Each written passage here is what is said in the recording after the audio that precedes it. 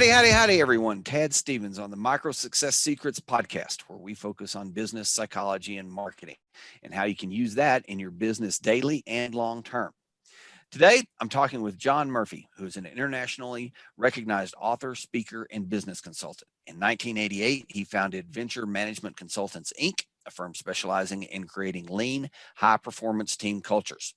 John has now trained thousands of business and government leaders from over 50 countries, and his clients include ADP, BMW, the CIA, U.S. Navy, and dozens of Fortune 500 companies and startups.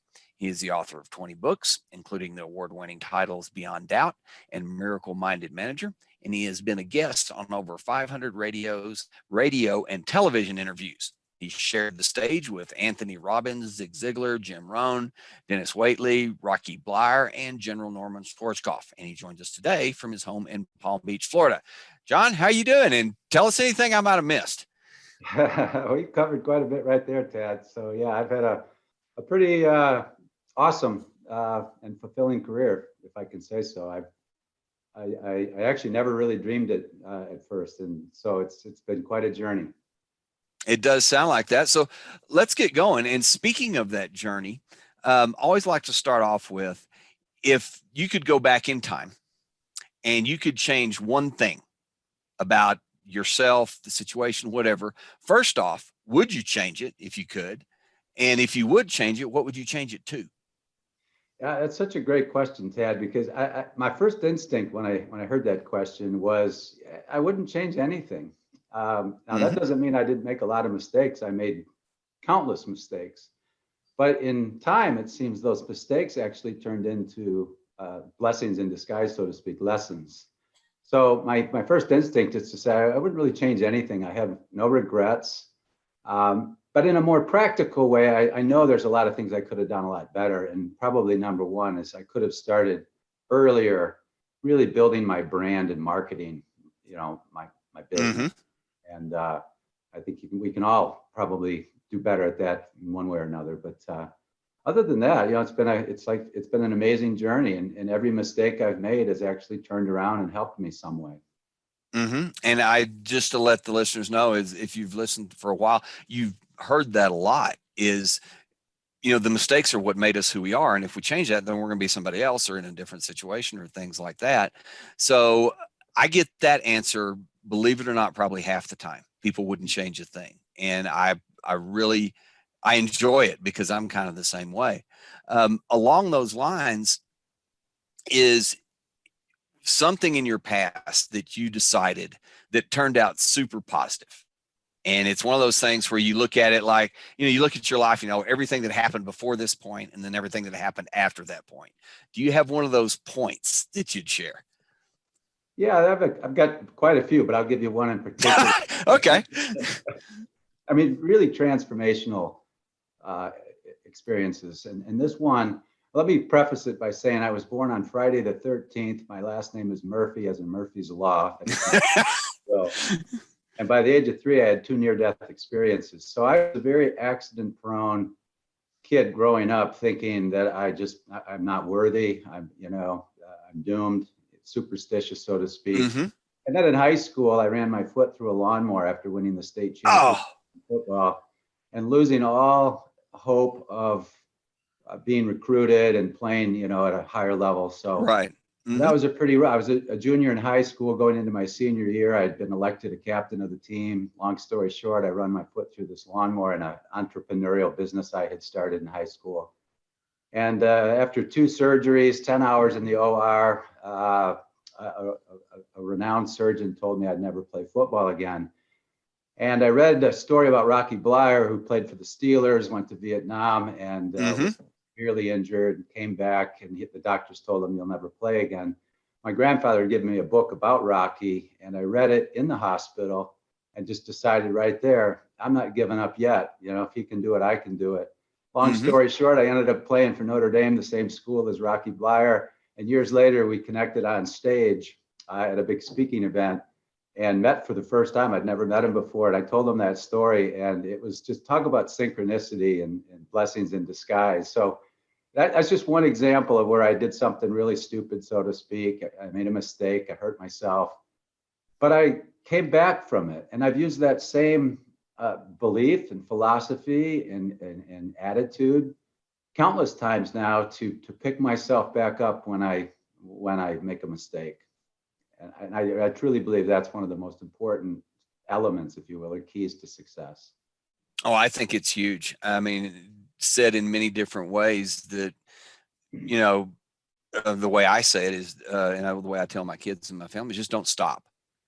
I mean, yeah, you run into stuff and stuff happens, but don't stop. I mean, just keep going, figure out Yeah. what you want and go for it. And that is an inspiring, awesome story.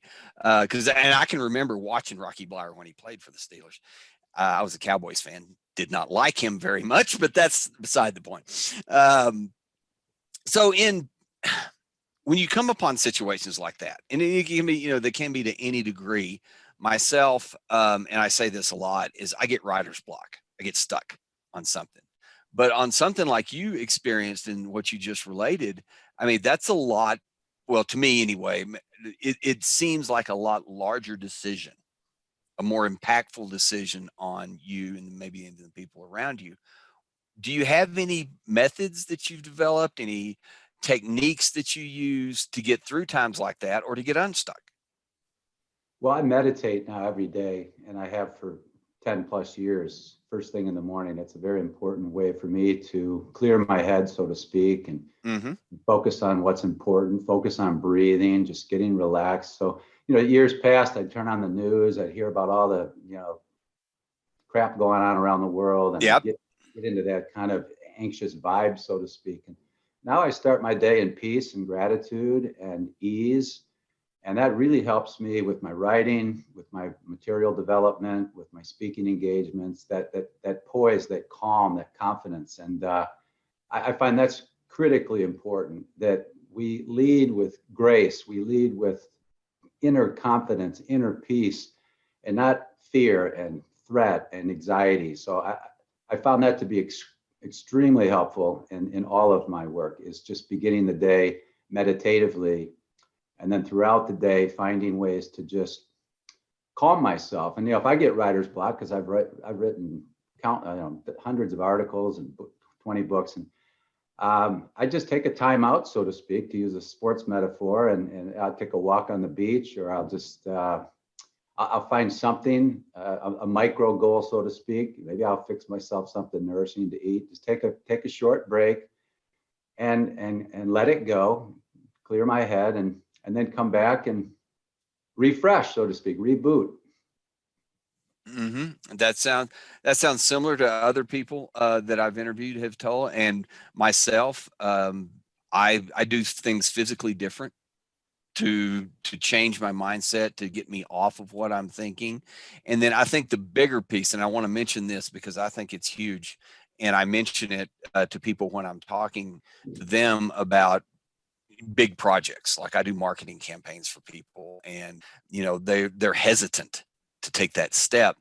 And one of the things I try to get to, and you alluded to it, where you said where you come from a place of peace as opposed to a place of fear.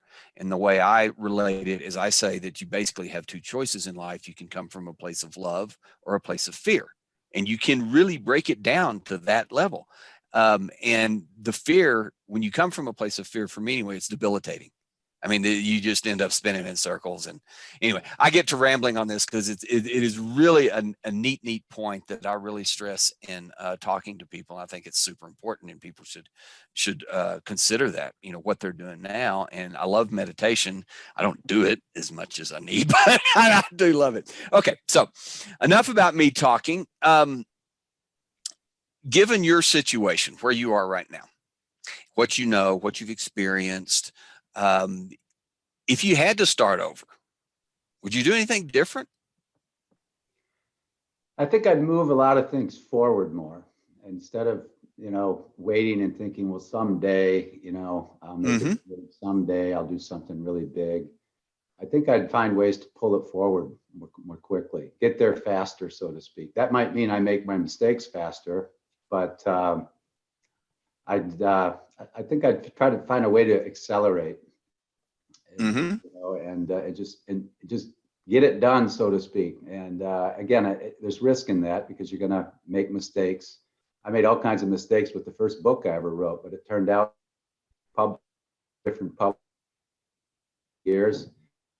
And it's in Vietnamese, it's in Spanish, it's done quite well.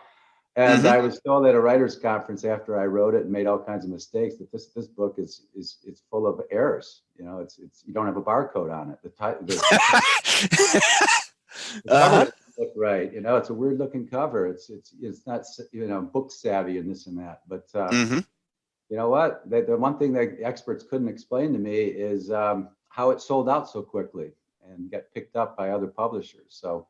And it was a self-published book. By the way, I read a book about how to write a book back in those days because I didn't know what I was doing. It was like everybody told me if you're going to make it in consulting and you're going to make it, big.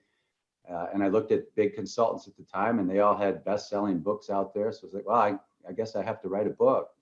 So I did. And that led to 19 more. So I discovered something. By the way, I had a boss in Chicago right out of college who told me I should never be a writer because at the time I was doing financial analysis and credit reports, and he didn't like the way I was writing my credit reports. He even sent me to a writing class, a 2-day seminar on writing, because he said, you're not a good writer. Well, I'm glad I didn't listen to him too much. Well, that's another important message that I want to share, and that is I always like to remind people: pay attention to who you pay attention to, and be careful, because I had a world-renowned orthopedic surgeon tell me that I would never play football again. And you did. I had a boss tell me I'd never make it as a writer, and I've sold hundreds and hundreds of thousands of books, and so be careful who you listen to, and differentiate fact from assumption. Because in both cases, they were not speaking from fact. They were assumptions. But because if it was a fact, I couldn't have played football again. If it was a fact. Yeah, you wouldn't have done it. No, if it was a fact, it wouldn't happen. Right. And a lot of times we confuse fact with assumption. So be careful what you assume. Excellent. Thank you very much. Really appreciate that. Everybody take that to heart. Because I have similar stories. I'm not going to go into them, but yet be careful of who you listen to. Absolutely. That's all I have for today. I want to start to wrap up a little bit. John, is there anything you'd like to close with? In addition to, is there anything that you can offer or suggest to the listeners that you can provide or that you would suggest that might be able to help them out? Sure. That's really what I'm all about, Tad, is helping people out. I wake up every day thinking about what could I write, what could I say, what could I offer to help this world improve, so to speak, and pull together. I have a website, johnjmurphy.org, and on that website are links to all of my social media channels, including a YouTube channel where I offer over 200 free self-help video clips. So my offer to your audience is if they're looking for a little self-help on a variety of topics, I've got over 200 clips that they can check out. I also invite your audience to connect with me on Facebook and LinkedIn or Twitter or whatever their preference is. Instagram. Okay. So, and I'll if they send me a note, I'll respond. Super. I will make sure that all of those links, all that contact information is in the show notes and in the description if we post the video or the audio someplace else that doesn't have show notes. Again, John, thank you very, very much for your time. Really appreciate everything that you shared. Thank everybody for listening today. Have a very safe and productive week and be the very, very best at whatever you are at. Until next time, this is Tad Stevens with Micro Success Secrets. Bye for now. Thank you.